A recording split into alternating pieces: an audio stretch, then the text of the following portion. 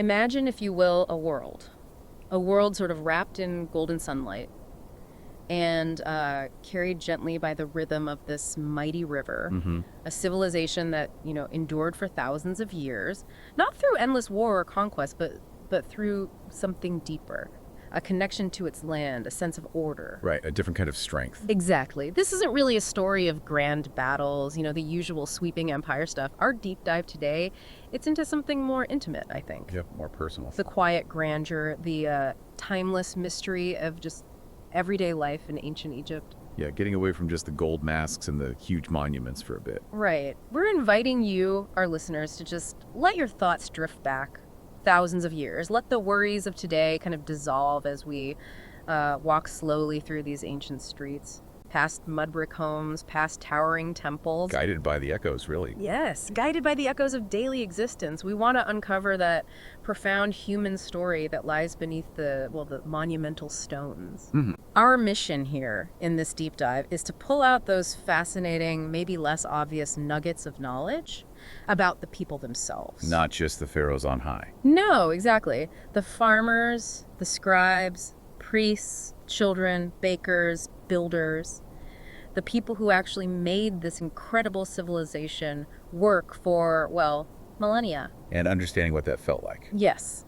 What did it truly feel like to live in a world so deeply woven into cosmic cycles and to divine purpose? That's what we're exploring. And what's really compelling about the material we're looking at today is how it approaches this. It's crafted almost like immersive storytelling. Right. Not just a list of facts. No, exactly. It's designed to help us connect with the human side of history. Yeah. In a way that's actually quite calming, but still really insightful. It doesn't just throw dates and dynasties at you. Which can be overwhelming. Totally. So it invites you to sort of experience the rhythm of their lives, which allows for, I think, a deeper, more personal understanding. So for you listening, the value is getting that knowledge, but maybe in a different way. Not just quickly, but deeply, personally. It's about finding those little aha moments. Not necessarily in some grand tomb discovery, but maybe in the small details, the routines. The everyday stuff. Yeah, everyday stuff. We want to uncover not just what life was like for, say, a farmer or a scribe, but why those things mattered, why those small decisions, those beliefs were so profound for them. And how that all added up. Exactly. How it collectively shaped this civilization that, let's face it, still fascinates us thousands of years later.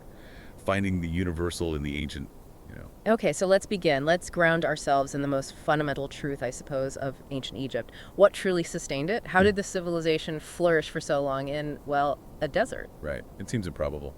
It does. But the answer is, it's undeniable, isn't it?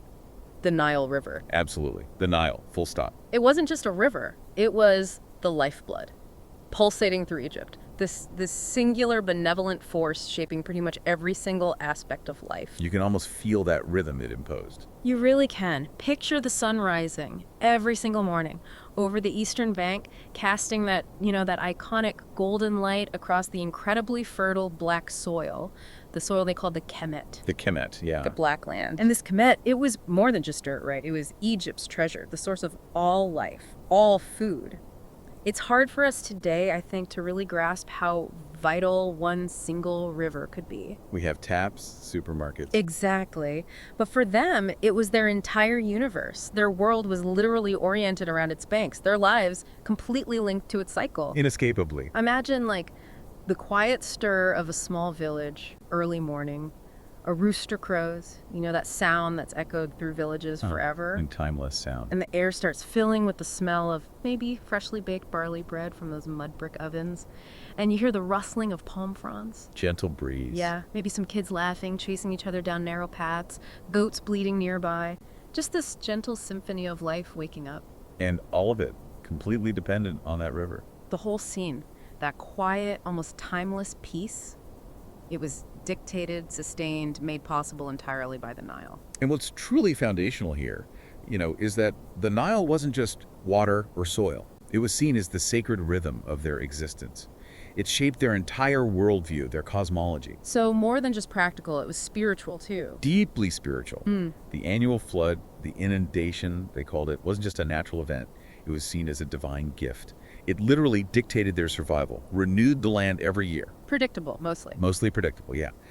And that incredible cycle became woven into their deepest beliefs about creation, death, rebirth. It wasn't just the pulse of their world. It felt like a genuine guarantee of life. Wow. And that led to their calendar, didn't it? Exactly. A unique 3-season calendar. You had Akhet, the inundation, the flood season.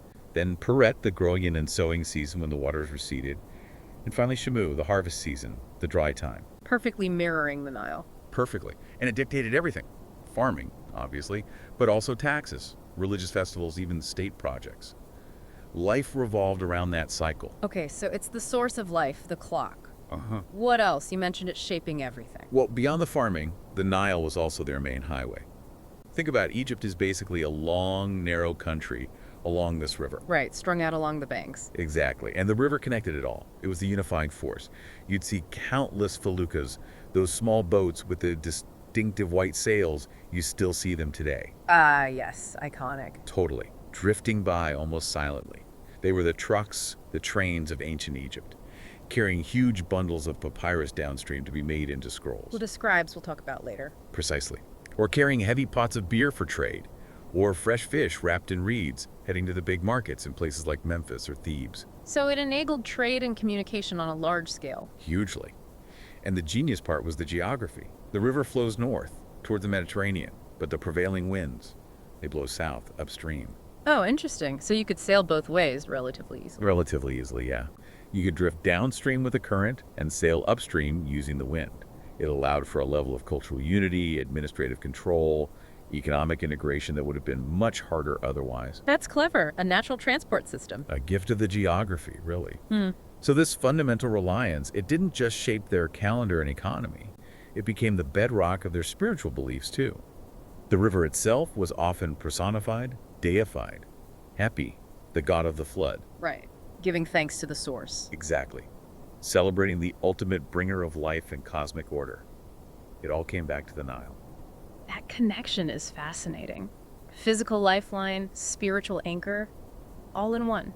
It makes you wonder how that deep connection to the land, to those cycles, played out in individual lives, the people actually working that land. The human scale. Yeah.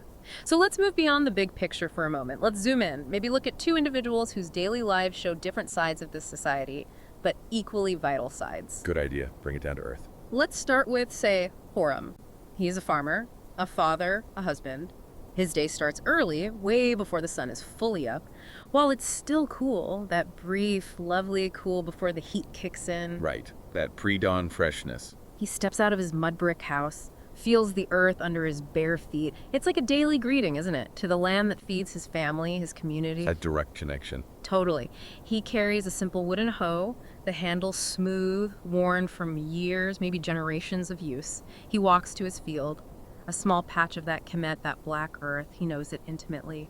Every bump, every texture. In livelihood. Absolutely. His hands have planted seeds here, season after season, always watching the Nile, always attuned to its moods. Sometimes it's generous, brings that rich silt with the flood, makes the soil soft, easy to work. Makes life easier. Definitely. Huh. Other times, maybe the flood is lower, the river's more stubborn, holds back a bit. That means more effort, more waiting, maybe more work digging irrigation channels or using that lever device for lifting water. The shadoof. Yeah. Backbreaking work. Backbreaking.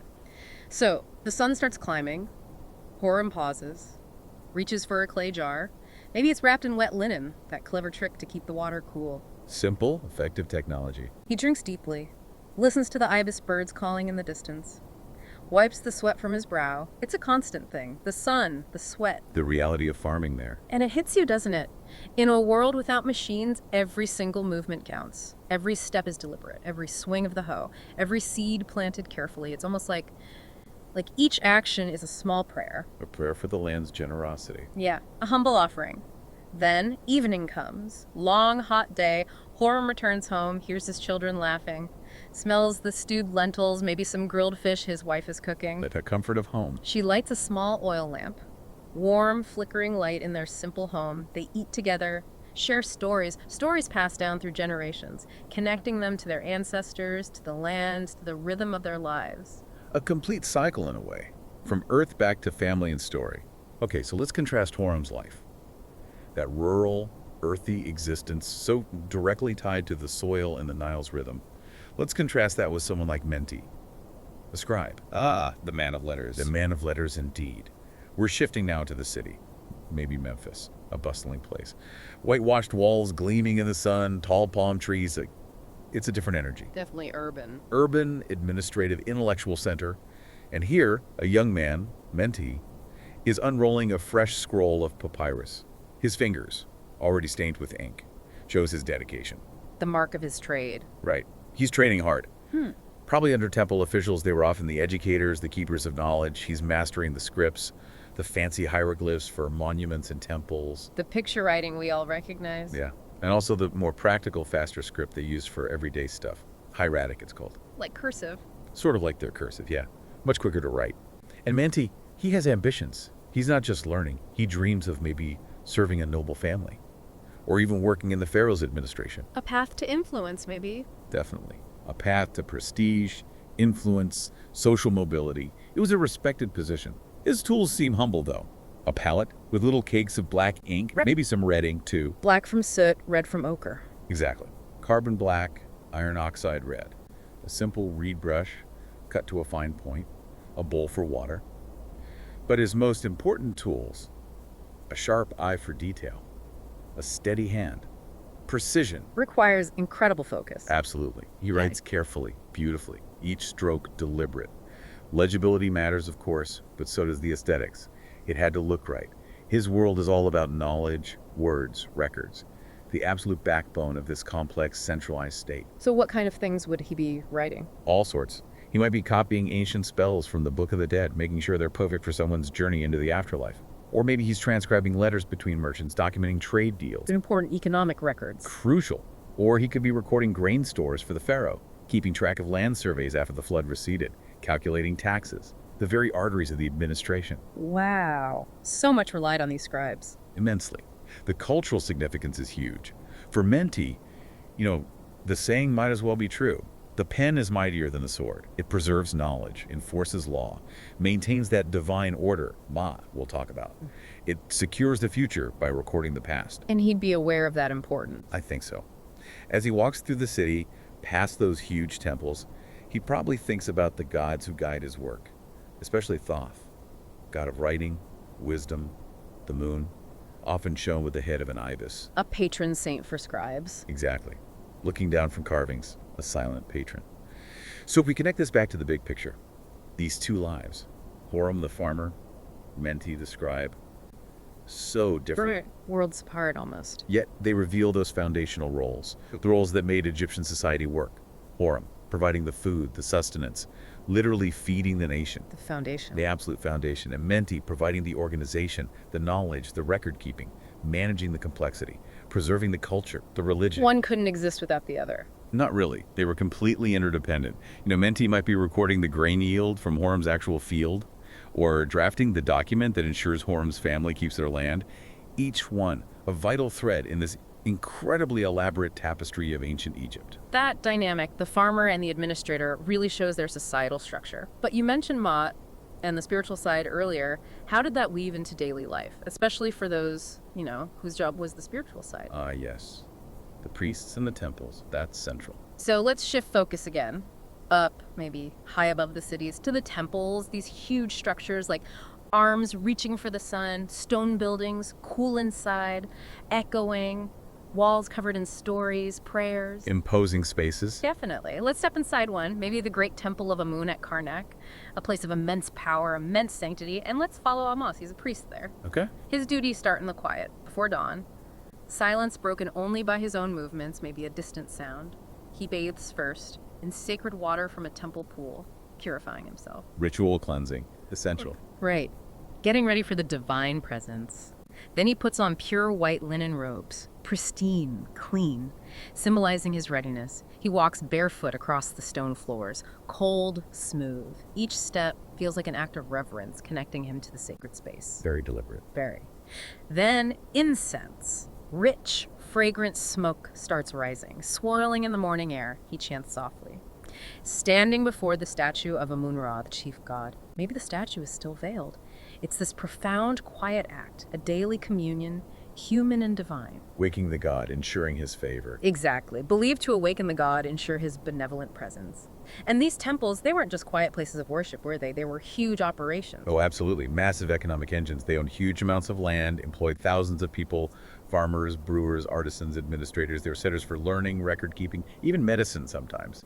Major institutions. Yeah, so almost as rituals are just one part of it. One part, yes. A crucial part, but part of a larger whole. You highlighted the ritual beauty, but the question is, what was the priest's role beyond the ceremony? How did it impact society? Right. What did Amos do besides chant? Well, he and priests like him were seen as guides, mediators between the world of humans and the world of the gods. Yes, but they were also custodians of cosmic order, keepers of stability. So big responsibilities. Huge. They performed those daily rituals to honor and sustain the gods. They believed these acts literally maintained the balance of the cosmos, ensuring Egypt's prosperity. They tended offerings food, drink, valuables brought to the altars for the gods, acting on behalf of the pharaoh and the people. The intermediaries. The intermediaries. But, crucially, they were also keepers of knowledge, vast knowledge. They meticulously maintained the sacred calendars, not just for festivals, but aligning those festivals precisely with the stars, with astronomical events. Why was that alignment so important? It was about keeping the earthly realm in harmony with the celestial, ensuring the flow of cosmic energy, divine blessings. It wasn't just scheduling, it was deeply spiritual, maintaining order. And that brings us back to Ma'at. The concept you mentioned earlier, truth and harmony. Exactly. Amaz, like all Egyptians, believed the world was fundamentally held together by Ma'at, this balance of truth, harmony, justice, cosmic order. It wasn't just some abstract idea, it was the bedrock of everything. How did it affect, say, law or society? It permeated everything. Ma'at guided their justice system. The ideal was fairness for everyone, rich or poor. You see it in wisdom texts, advising on ethical living. It dictated social order, promoting stability through recognized hierarchies where everyone had a role to play in maintaining that balance. And it governed the universe, too. They believe so. Yeah. From the Nile's flood to the stars moving across the sky, it was the ultimate standard of right conduct, of universal order. The priests were central to preserving it. They were like moral compasses, administrators of divine law. Any disruption to Ma'at was thought to bring chaos isfet. So their role was kind of existential, preventing chaos. In their worldview, absolutely. It was about maintaining the very fabric of reality. It's so clear how the divine just saturated everything, from the flood cycle to a priest's daily actions. So if life was lived so intimately with the gods, how did they view the ultimate transition, death? Death and the afterlife. A huge part of their culture. It seems central. What did living so close to the divine mean for what came next? Well, to live in ancient Egypt was to live intimately with the gods. Every event, like you said, the flood, a child's birth, it wasn't random. It was seen as a sign. The world was infused with spiritual meaning, with cycles, with eternity. So death wasn't necessarily seen as an end. Not at all. It was seen as a transition, a journey to another realm. They believed deeply, profoundly in life after death, and they prepared for it meticulously, with an extraordinary level of care and dedication. You still see the evidence everywhere. The tombs, the mummies. Exactly. Tombs weren't just graves. They were gateways, designed to help the deceased make a smooth, successful passage to the next world. The body itself was preserved mummification, so the spiritual parts of the soul could return to it. The Ka and Ba. The Ka, the life force, and the Ba, a personality or a mobile aspect, yes. And the internal organs were carefully preserved in canopic jars, everything needed to remain intact. And they were buried with goods, lots of goods. Like supplies for the journey. Exactly. Food, drink, protective amulets against evil spirits. Even little models of servants called Ushaktis would magically come alive and do work for them in the afterlife. Everything needed for a comfortable, prosperous existence in the Field of Reeds. The Field of Reeds, that was their paradise. That was their paradise, yes. Yeah. An idealized version of Egypt. And what's truly fascinating here is just the sheer sophistication of these beliefs, how vivid it all was, and the complexity of the soul itself. But the most iconic ritual, the one everyone knows, is the weighing of the heart. Ah, yes, the scales. The scales. Imagine this scene. After death, you arrive in the Hall of Two Truths. Your heart, which they believe was the seat of your intellect, your emotion, your conscience, your very essence, is placed on one side of a scale. And on the other side. A single feather. The feather of Maha, representing truth, justice, cosmic order. The god Anubis, the jackal-headed one, he oversees the weighing. And Thoth, the ibis-headed god of wisdom. He's there writing down the result. High stakes. The highest stakes. The goal is for your heart to be light, lighter than the feather, or at least balanced with it, signifying you lived a good life in accordance with Ma, free from heavy sins. And if it was light? If it was light, your soul now unified as an Ak, an effective spear was declared true of voice. You were worthy. You could pass into the field of reeds, that paradise we mentioned, like Egypt, but perfect. Eternal green, peace, plenty. You could farm, feast, enjoy life forever. And if it was? Heavy. If the heart was heavy with wrongdoing, weighed down by sin, then it was thrown to a mit. Terrifying creature, head of a crocodile, body of a lion, back end of a hippo, the devourer. And she? She devoured the heart. And that meant eternal oblivion, ceasing to exist, which for them was a far worse fate than just dying. It was the ultimate end. Wow. So this wasn't just about being morbid about death. It was about hope. Exactly. It seems morbid to us sometimes, all the focus on tombs and mummies. But it stemmed from a profound, deeply held hope for continuation. A belief that your eternal existence depended directly on how you lived your earthly life. And that influenced everything. Art, resource allocation. Everything. The incredible tomb paintings depicting daily life and the afterlife journey. The massive resources poured into building tombs, even for non-royals over time. Elaborate funerary rituals. It was all geared toward ensuring that successful passage. It wasn't just for pharaohs either. Eventually, this idea of the afterlife became more democratized. Ordinary people hoped for and prepared for this journey too, just with simpler means. It was the ultimate goal, a major driving force in their lives and society. It's truly astounding how completely those beliefs shaped their world. And you really see it when you move from the belief itself to, well, the stuff they built, the things that are still standing. Monuments. Yeah. Tangible evidence. The land of Egypt is just marked by these eternal structures, testaments to their beliefs, their engineering skill, their organization. Unmistakable. Just imagine standing at Giza, at the foot of the Great Pyramid.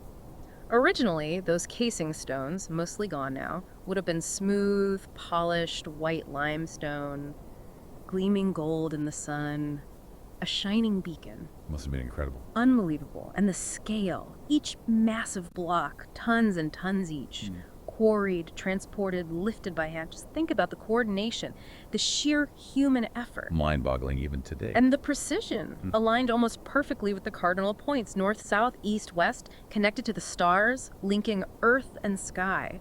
But it wasn't just pyramids. No, the temples too. Temples like Karnak, Luxor, vast complexes, colonnades, courtyards, huge halls. You walk through them today and you feel the silence of centuries. A weight of time. Absolutely. Colossal statues of pharaohs, gods towering over you. Yeah. Walls covered in hieroglyphs, telling stories, recording history. Sacred pools reflecting the sky used for purification. It's just an overwhelming sense of grandeur. Awe. Spirituality, it still gets you. It really does. And if we connect this to the bigger picture, these structures weren't just engineering marvels, although they absolutely were some of the greatest feats of ancient engineering. Definitely. But they were more. They were reflections of a people whose gaze was always, as you said, outward and upward. Outward in mastering the physical world, quarrying stone miles away, moving massive weights, organizing huge labor forces, using levers, sledges, maybe ramps. How exactly they built the pyramids is still debated, but the ingenuity is clear. And upward. Upward in their unshakable belief in the divine, the cosmos, the afterlife. These monuments were meant to last forever. Just like their belief in eternity. Oh. They were creating a permanent connection with the God. Built for eternity. Built for eternity. And it's so important to stress the collective human effort. Thousands and thousands of people, skilled builders, meticulous artisans, masons, sculptors, painters, countless laborers, working together, driven by a shared purpose, a shared understanding of why this mattered. Their names are mostly lost. Mostly lost to time. But their work, the pyramids, the temples, the obelisks, that's immortal. These weren't just tombs or churches, they were powerful statements about their beliefs, their stability, their connection to the universe, a testament to human will, organized on an unbelievable scale, all serving a vision that went far beyond this life, bringing heaven to earth in a way. After thinking about such massive, eternal things, it feels good to come back down to earth a bit. Back to the human rhythms. We've seen the monumental, but what about the simple stuff? The daily comforts? What did people actually eat? Where? What brought them joy? Right. The textures of daily life. Egyptians seem to have enjoyed simple but nourishing meals, mostly plant-based, right? Because of the Nile's bounty. Very much so. Staples, Like lentils, good protein there. Yeah. Lots of vegetables, leeks, onions, garlic, cucumbers, lettuce. Figs were popular.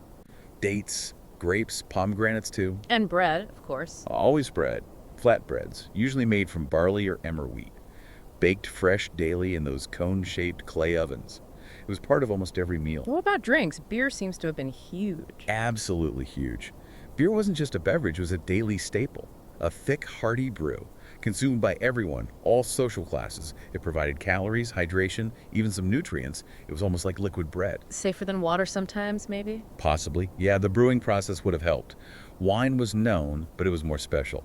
For feasts, celebrations, more of a luxury. And clothing. Linen seems key. Linen, yes, perfect for the hot climate. Light, airy. Nobles might wear finely pleated linen garments showing status and cleanliness. Farmers wore simpler wraps, all from flax grown in the Nile Valley. Practical. And they like jewelry too. Oh, they loved adornment. Jewelry gleamed, gold, copper, bronze, often inlaid with bright stones. Turquoise, deep blue, lapis lazuli, rich red carnelian, beautiful combinations. And it wasn't just decoration, right? It had meaning. Often, yes. A lot of jewelry doubled as amulets, offering protection against evil, or symbolizing religious devotion, or just indicating status, form and function together. It paints a nice picture of daily life. It does. And what's fascinating is how these details show the vibrancy of their leisure and culture too. It wasn't all just work and religion. Right. Did they have music? Fun? Absolutely. Music seems to have been everywhere. You'd hear lutes, harps, flutes, often played at gatherings, feasts, accompanied by hand drums, maybe singing. Dancers, too, entertained at parties, festivals, bringing joy and movement. And kids, what did they do? Kids were kids. They played. We find these simple carved wooden toys, little animals, boats. They probably chased each other around the villages near the canals, finding fun in simple things. Board games were also really popular, like Senate. Oh, I've seen pictures of Senate boards. Yeah, played by everyone, from pharaohs down to commoners. And even the games often had deeper meanings, sometimes symbolizing the journey through the afterlife. So what of all this? These details. What do they tell us? They paint this rich, human picture. A society that, yes, had these profound beliefs and built incredible monuments, but also found joy, connection, comfort in very human ways. Shared meals, music, play. It reminds us they weren't so different from us in their basic needs for happiness, connection, sustenance. Yeah. Even in a world that looks so different on the surface. That sense of community, shared experience, it Yeah. does feel universal. But okay, beyond the daily grind, the food, the fun, how did they pass everything on? Their understanding of the world, their morals, their history. How did that wisdom travel through time? Ah, the power of stories. That was key. Most cultures, right? Storytelling. Exactly. The answer, as it's been for humans forever, was through stories. Often told at night, maybe around a fire, under those amazing starry Egyptian skies. And these weren't just little bedtime stories. No, more substantial. Oh yeah, epic sagas. Stories that explained the universe, gave moral guidance, made sense of complex cosmic truths. You'd hear about Isis and Osiris, their love, his death, her search, his resurrection. Huge myth.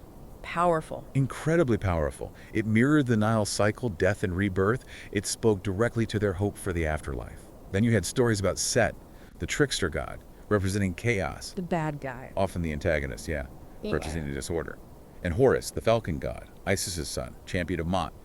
Their conflicts explored justice, vengeance, order triumphing over chaos. Big themes. And the sun god Ra. Ra was central, sailing his boat across the sky by day, bringing light, then battling darkness every night in the underworld, ensuring the sun would rise again. A daily cosmic battle, essential for existence. Any other famous ones? One favorite that gives us a glimpse into their literature is the tale of the shipwrecked sailor.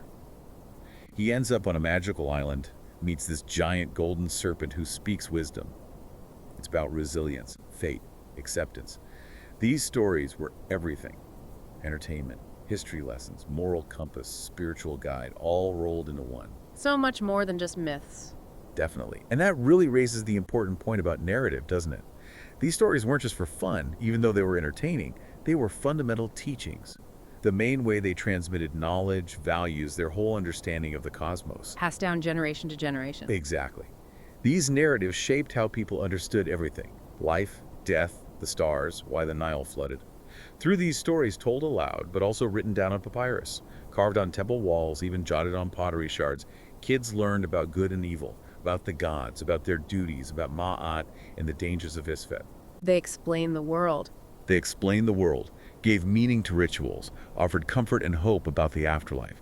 And if you connect that to us today, it just highlights how powerful stories still are. Still shaping our world. Absolutely. Maybe through different media, books, films, news, even just family stories. But narratives continue to shape how we understand ourselves, our societies, the universe.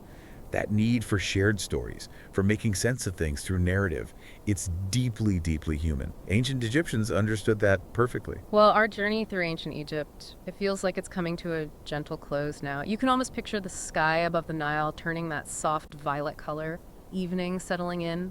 The day winding down. Lamps start to glow in those mud brick windows, little points of warm light, a sign of home, comfort, connection. And way off in the distance, the pyramids, standing tall, quiet, eternal, silent witnesses. Still there. Still there. So as we leave this deep dive, maybe just take a breath. Let that sense of peace, those ancient rhythms, just settle in your mind for a moment. Yeah. Know that you've walked, at least in your imagination, through a time that didn't just shape history, but also showed us so much about human belief, human ingenuity, and the quiet dignity of just living day by day. And if we connect that to the bigger picture, you know, think about how the everyday stuff, the routines, the beliefs, the stories of any era, including our own right now, how that becomes the fabric of its legacy. What seems normal to us now Might be what defines us later. What seems ordinary today, our morning coffee ritual, how we connect online, the stories we tell each other, maybe that's the immortal work that shapes how future people understand our time.